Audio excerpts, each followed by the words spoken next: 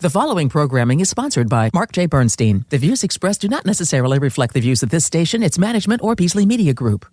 Entrepreneur, author, and financial consultant Mark Bernstein helps high-performing entrepreneurial business owners create a vision for the future and follow through on their goals and intentions. Ange Honorato is a business growth strategist who blends psychology and business together to create conscious leaders and business owners who impact the world.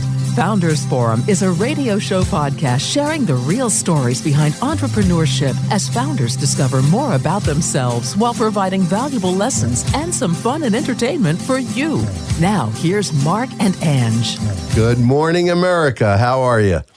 I say that every show, and I say that because of that old song, Good Morning, America. How are you? The city of New Orleans, that was made famous. It was written by a guy named Steve Goodman, but it was made famous by Arlo Guthrie, who's always, I'm not a huge fan of his music, but for some reason I'm really a huge fan of Arlo. So much so that I named my best friend in the world my dog, Arlo. Wow, has that an impact? So I always say good morning, Arlo, as well. So anyway, good morning, everybody. It's always sunny in Philadelphia, although it's actually really rainy and kind of crappy out today.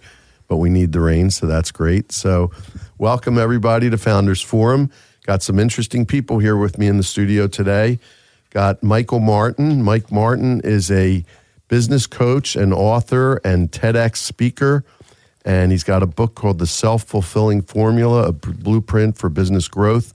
And he specializes he coaches business owners and market leaders and businesses.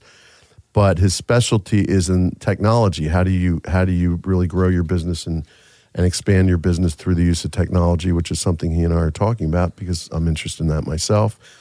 And I'll introduce our guest today in a moment, but I wanted to start out with a little conversation about goal setting. So I've been a goal setter my whole life, but I think I'm quitting goal setting, which is interesting because I'm doing my year-end planning and not really, but kind of. And I think I mentioned this on a previous show, but I heard recently a podcast by Mel Robbins, and she has a doctor called Dr. K. I don't remember his full name. And it's about motivation. And it talks about the fact that it's not a lack of motivation. Everybody's motivated to do something. You might be motivated to stay in bed, but you're motivated to do something. You're motivated to take some action. So they talk about, management. You guys both manage people. You can't really motivate people. People have to decide for themselves what it is they want to do. And what I realized is I would do these elaborate plans with a lot of goals and a lot of sub-goals and action steps, and it can become overwhelming. At the end of the year, it's like, and I'll look at it, and I always made progress on most, if not all, of the areas. But not all the progress I wanted to make, and I would say progress, not perfection, but still a little frustrating because, I had expectations and you don't meet them. And after a while, that gets a little tiresome. So what this was about is if you want to be motivated, just take one step for whatever it is you want to do. And the example I used, and I told these gentlemen the story that I go to a strength studio that I go to for strength conditioning, and I do it reliably. But I just went through a period of not feeling that well, and I decided, after hearing this podcast, there's times I think I really don't want to work out today, and we've all had that feeling. But what I decided is forget about working out. When I get up in the morning, when I can think about that, think about getting in the car. Because if I get in the car, I know where I'm driving to. It says it right, and my car tells me my schedule. It tells me you're going to the exercise coach is the place I go to. So I'm going to, once I'm in the car, I'm going to drive there. And of course, if I get there, I'm going to work out. I'm not just going to sit there and look at the walls, right? So there's my motivation. My motivation is to get in the car. So it's an oversimplification. And of course, I'm not really going to stop goal setting as such, but it's a different way to approach it. So you guys are entrepreneurs, and I'm sure you have goals. So Mike, I'm interested first in hearing what you have to say about that. Yeah, absolutely. You're hitting a topic that I absolutely love and I work on a lot. And it's actually something I talk about in my book, The Self-Fulfilling Formula, right? The formula is three things: mental fitness, social fitness, and execution fitness. Did I tee you up or what? It's perfect. It's like we almost planned it. That's right. And we didn't. You are absolutely talking about execution fitness. And so my perspective on this is just what you're saying, right? Motivation can be fleeting or it can change what you're motivated to do. What works, though, is consistency. And in my book, I talk about consistent, correct action. That's what I call this. That's the execution fitness part. How do you do that? You establish habits. Habits drive what you do consistently. And there's a great book called Mini Habits. So what you're talking about, get in the car. You want to go for a walk? Make your benchmark walk to the end of your driveway. Atomic Habits also. Atomic Habits, similar concept, right? Mini Habits talks about you want to do push-ups, say you're got to do one push-up a day. And I use this to write my book, right? Become an author. How do you be an author? You got to write. You have to write a lot. So I made a goal, write 500 words a day. I often wrote much more than that, but if it was like 11:30 at night and I didn't hit the goal, I could easily sit down and write 500 words. So consistent, correct action. And the secret for execution and doing that is also accountability. Have somebody who will hold you accountable, or even better, hold yourself accountable to those mini habits, and you'll do exactly what you talked about. Yeah, I've done accountability partners, and I think that works. But I really think if you're motivated, if I'm motivated to get in the car, I don't need to be accountable. I'm just going to do it. Well, you're accountable to yourself, right? There, right? Correct. And you're just tripping the switch enough to get you in motion for action. Correct. Kevin, we'll introduce you in a minute, but what's your thoughts on this? I'm not sure I'm going to add too much to this, although pick up on what Mike said and what you said, Mark, as well. Habits seem to be good for me. And I've wrestled with that same situation that you have, and I've just, for myself, I've just replaced the word, what was the word you just used? Motivation with inspiration. I try to be more inspired in some capacity, because motivation always feels like something, often I'm pushing myself to do something I don't necessarily want to do, so try to figure out, reframe it in a way that gets me inspired and pulls me forward. So, nice. A lot of the people, I will echo what you said, though. I go to a gym myself in the mornings, and there's people ranging there from, I have 18 to 85-year-olds. So the older people just pull me forward. If they can get there, I can get there. Nice, right? Nice. Love it. By the way, I love your replacing words. I do that all the time. So think about this. We're both an EO, Entrepreneurs Organization, and we have retreats, right? We go on retreats. I'm planning one now for our forum group. I hate the word retreat. Think about that. Are you really retreating? You're going backwards? You're going forward. Yeah. So I think you should call it an advance as an example. There we go. Love Instead that. of a retreat. I right? love that. That's great. Also, in my book, The Fiscal Therapy Solution, which I don't talk a lot about on the show, I talk about retirement. And, entrepreneurs, I think, have a hard time retiring, and with good reason, because we're always motivated to do something. People that have been in a job that they really can't stand for 30, 40 years, you can understand why they want to retire. But instead of that, I talk retirement, I replace that with refirement or aspirement or retire, aspire, refire, whatever you want, rewire. There's a lot of things you could call it. But I don't like the word retire. What's that mean? That means getting old and dying, to me. Right? So anyway, that's the thing on words. So anyway, Kevin Connor, Swirling Silks. What is Swirling Silks? Swirling Silks is a company we bought that we added to our lead brand, Modern SBC. I didn't know that. So Modern SBC is Modern Strategic Branding plus Communications Partner. Kevin worked at the same company since May 16th, 1988. He's counting the days. That's not the retirement, is it? And for past 25 years as an owner with his sister as his business partner, they manage digital, print, and creative services for their clients, presenting them as poised, professional, and profitable in their space. They've acquired, this is really interesting, 10 companies since they started adding their clients to their roster. And I guess Swirling Silks might be the latest, but they're aiming to add number 11 soon. So welcome, Kevin. Great to have you here. Thank you very much. Great. We've talked about this for a while, so I'm glad we were able to do this today. I'm going to pick up on your term there about words earlier before. So as Mark said, I've owned my company with my sister for the past 25 years. I worked there for 11 years before. And when the previous owner came and said he wanted to sell, I never really thought of myself as an entrepreneur. And if anything, I consider myself a desperatepreneur. That's the situation I was in. We had just moved into a new house. 6 weeks later, I had no cash. I had a non-working wife at home with 3 kids who like to eat and breathe. And when he said, I'm going to sell the company, I said, woof. wow, I have no contract. So, and he made the offer. So, I went out and visited somebody not too far out of Philadelphia, and he was going to be the buyer. And I remember driving back on the school saying, man, I'm not the smartest guy in the world, but maybe I can do what this guy's going to do. So I made an offer to the company, the owner, and he said, sure. So here we are. So thanks for, that's what my question was. How'd you get started? Yeah. So why don't we go back before that? What were you doing prior to that? And I'll say I was probably one of the worst finance majors at Temple University ever graduated. Loved the school, although I was in it for the wrong reasons. I took my first marketing class the second half of my senior year. I was all set to get out, and I said, man, I'm not really liking that too much, but I am kind of liking this. And I went back to, believe it or not, I watched a lot of TV as a kid, and one of the shows I used to watch was Bewitched. And I'm not sure if you guys can remember what her husband did. he was advertising. He was advertising. Darren. He was basically a madman. Darren. Larry Tate, his foil, right? And they were basically madmen at the time. I was always just curious as to what they did. So advertising, and be careful what you watch. Be careful what you let your kids watch. You never know what's going to happen down the road. So, wow, pretty cool. So that thought was planted. It was. Yeah, I think back all the time, and I lean on that and just say, how did I ever get interested? By the way, I always thought that was a really cool job too. So yeah, but so what do I do? So I have a podcast. I do a lot of marketing today. So I do a lot of media. Yeah, right? do a lot of media. Right. Basically, what you're doing. Yeah. So then you went out. You got those contracts. You started going out there, and what happened from there? Yes, I'd say one of the ways that we were very successful. We bought a company, so there was a bucket of clients already. A lot of them we had brought in, the past 11 years myself, but I just continued to do that with me and my partners. We were salespeople. Look, my father sold Cadillacs and Lincolns as a kid, so I'm one of 7 children. So dinner every night was 9 people at a table, and it was often we were talking about sales strategy and how to take care of a customer. So me and my sister grew up with that. We're numbers 4 and 5 out of 7, and we became partners.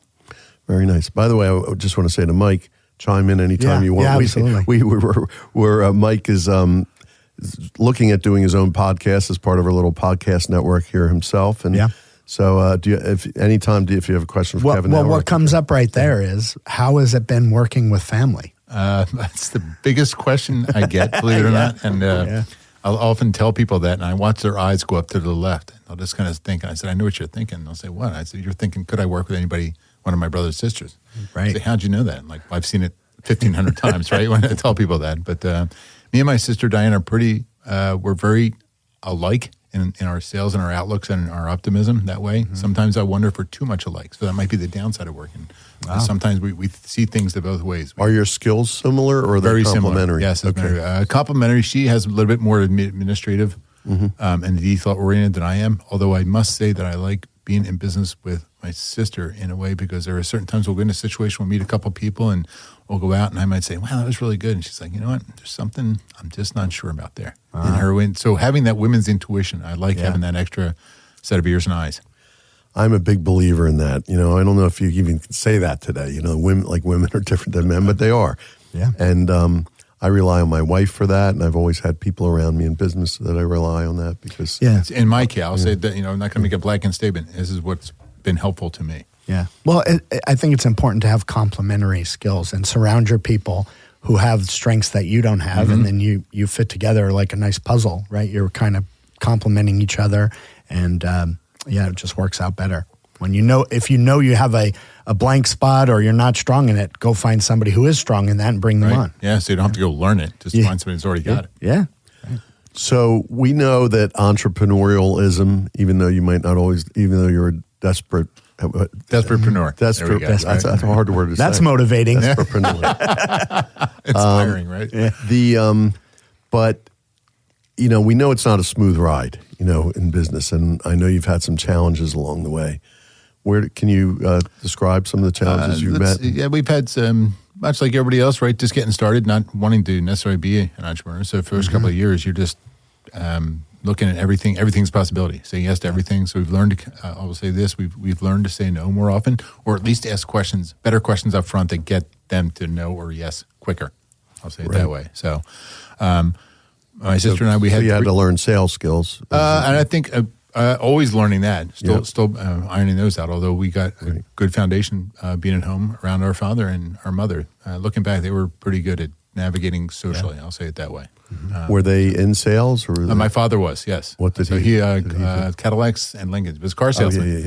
Back in the 60s and 70s, did very well. Wore suit and tie together every day. His car had the dealership had a chandelier, and it was a very nice place. Wow. So it was much different than it is today, I'll say it that in way. the Philadelphia area? In the Philadelphia area, Center City Cadillac, right down Broad and Fairmount. Oh, nice. wow. Yeah. Yeah, building's no high-end car dealer back then. It just worked out for us. We'd bring a car home, but as a kid, you don't necessarily know the differences, right? Like, you got a Chevy, I got a Cadillac. What's the difference, right? Just get me to the place where you're going to go. So, I have a Cadillac story. I'll tell you later. It's not worth it. But anyway. So we've gone through a bit, much like everybody else. You faced the 2008 crisis, and we had a partner that we separated ways. We bought him out, and it was just time to move on. So we had different visions of what the future was going to be, and everything was going very well. We've added as I said, we've added a couple companies. We've been very fortunate that way, and then came COVID. So we can talk about that later. It's a great time for a break because I want to ask you more about some of the strengths that you had to handle those challenges and what your forward-looking vision is. So with that, let's take a quick commercial break, and we'll be right back. Since 1904, Tesco, the Eastern Specialty Company, has been at the forefront of electric utility innovation, based in our 19th century mill in Bristol, PA, where we work on cutting-edge 21st century technology for the smart grid of the future. We proudly uphold our 120-year legacy of manufacturing excellence and are a leading advocate for domestic manufacturing. We service electric utilities worldwide, providing the hardware and software for their meter service departments. Discover a career with Tesco and join an exciting team at the heart of our smart grid and energy innovations of tomorrow. Visit TescoMetering.com today for everything from entry-level possibilities to senior technician roles to a variety of engineering and professional positions. Tested, trusted, Tesco. We are back on Founders Forum. Not sure what happened to my microphone there for a second. But anyway, we're back with Kevin Connor and Mike Martin's in the studio with me today. And so we were talking about challenges, pandemic and partners, and I've had all those myself over the years, so I understand. What strengths did you realize that you and your sister had to help you deal with those? Great. Yeah. Again, not alone. Everybody's had challenges. There's a million stories out there. Everybody's got a different one, right? Mm-hmm. So we've found out that we're pretty good at talking with people, and we fall back to our social skills, being able to talk to anybody. I always tell my kids, look, neither of your parents were in the National Honor Society, so you better be able to go into a room and talk to people. And I have 3 children, and each of them, if I put them in a room of unknown people, they're going to come out with some conversation. Yeah. Right? So I've always learned that as a skill. I do a lot of speaking with high school and college students, and I always say, look, push the social. You may want the technological there, but LinkedIn is only so good. It'll get you so far. It's not there. It's not a bunch of likes. Bring something to the party. Yeah. So be able to converse and figure out an agenda for yourself. Still about people in the end. That's part of the fun part. I mean, that's what the stories are to me. Yeah. At least for now. Yeah. So far, so good, right? Who knows what's going to happen? I tell you, that's one skill I wish, I always thought about being genuine with people, and I felt like, you don't want to just push connections that aren't really genuine. And I think in some ways I hurt myself because I didn't network as well as I should have when I was younger, and realizing the importance of having strong people around you, a strong network. And you need others to succeed, right? You need others to help you and to work with you and want to work with you. So it's a huge component. I love that you said that. And I also love what you said earlier about you have to say no sometimes, right? Because you can do anything, but you cannot do everything. So saying no, I think, is a huge, huge skill. Good for you. I would say probably about 97 and 98% of, I feel, my networking has been, I'm kissing frogs. Right? It's not going to necessarily mean anything to me. Sure. However, I always look at people I always put a number of 300 on their forehead and say, you know what, this person probably knows about 300 people. So that's part of the fun. Absolutely. Yeah. Tell me about your company culture. You got a great logo. It's very colorful, and you're branding, so it makes a lot of sense. But I have a feeling there's a culture behind that logo in your company that you use on a day-to-day basis. We've been very fortunate, and for a creative services company, we should at least have an interesting logo that promotes intrigue and kind of makes you want to ask a little bit more. So we've been very fortunate that way. People we've had, I would say, as cliche as it's going to sound, look, the people, me and my sister Diane, we don't necessarily do what we do. We just go get the work and bring it back and hand it out to the people that know what they're doing.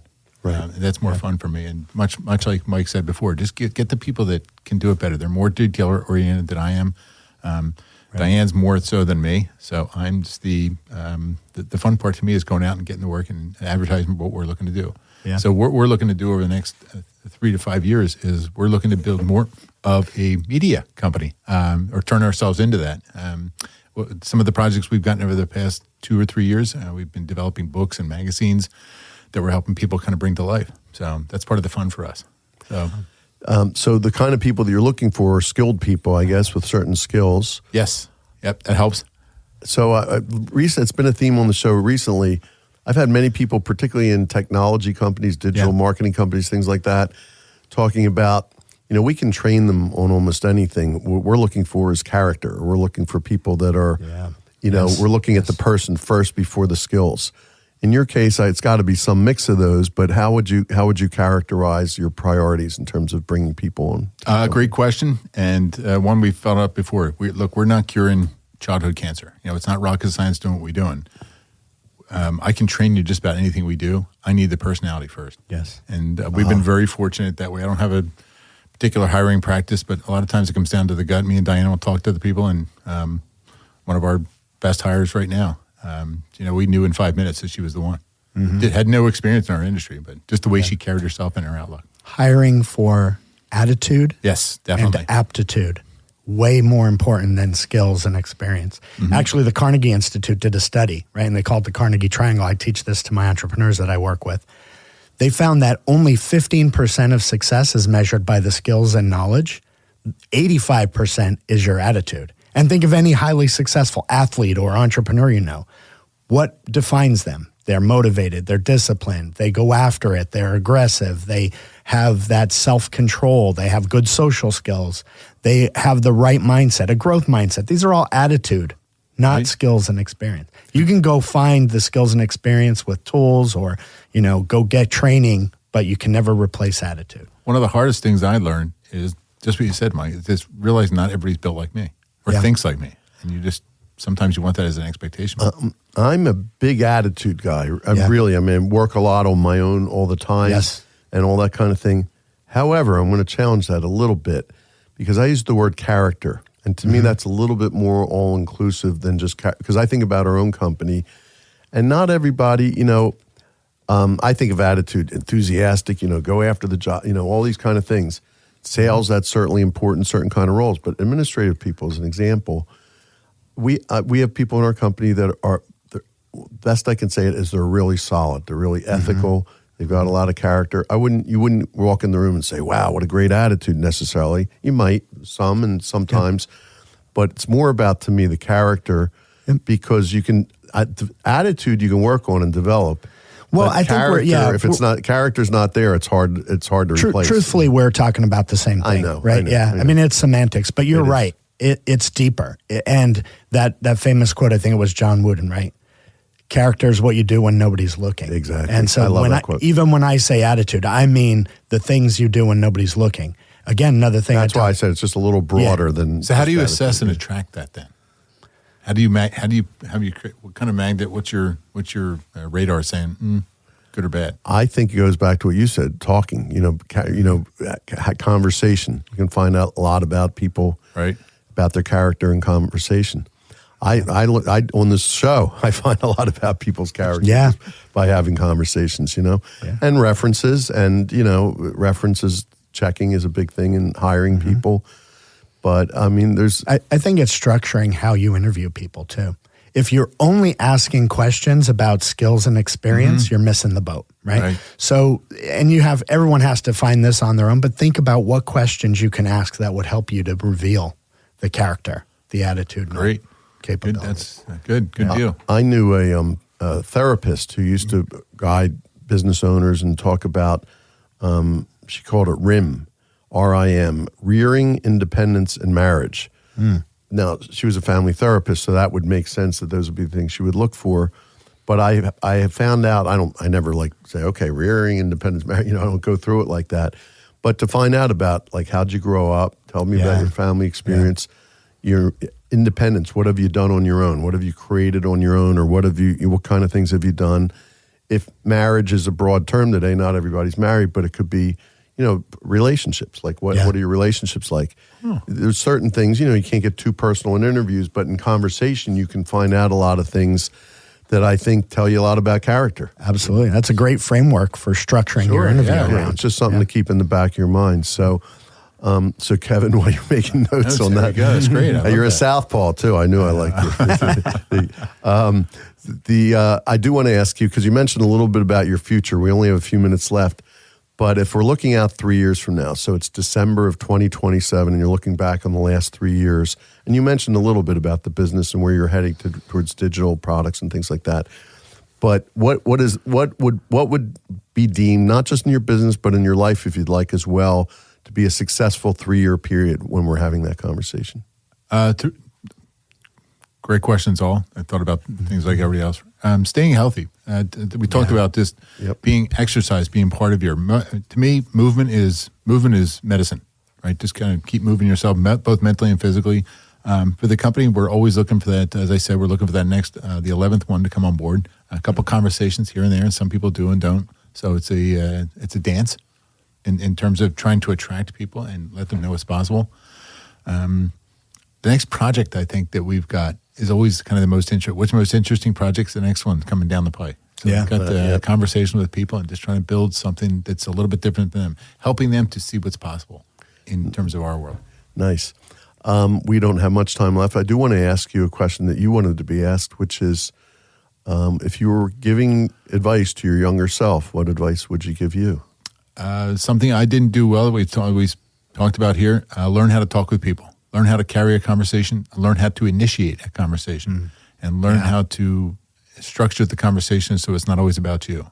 I always find it helpful to give people some verbal or softballs that they can hit out of the park and just to break that ice and get them going. So do you have a formal guideline in mind for how to have a conversation? It's kind of interesting. Something I haven't thought much about. Formal, try to get it off me.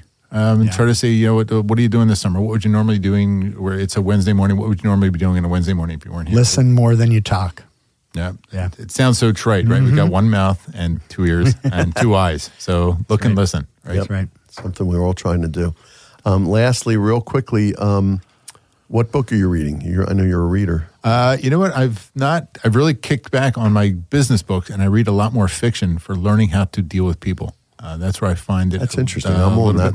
I'm going there a little bit myself. I always read nonfiction books. I'm starting to read more fiction. And one of my mentors, he said the same thing. I stopped reading business books. I just read fiction now because I want to learn how to work with people. Very interesting. Awesome. Hey, it was great. Thank you for very being much. here, Kevin. Thank you. Yeah, Mike, thanks for being here. It was a great, energetic talk. Loved having you guys here. And thanks to all of you for listening. And we look forward to speaking with you again next week on Founders Forum. We hope you enjoyed your time with Founders Forum today and you found value to take with you throughout your day. Join us again next week for another episode of Founders Forum on WWDB Talk Radio and always at the Founders Forum show page at WWDBAM.com.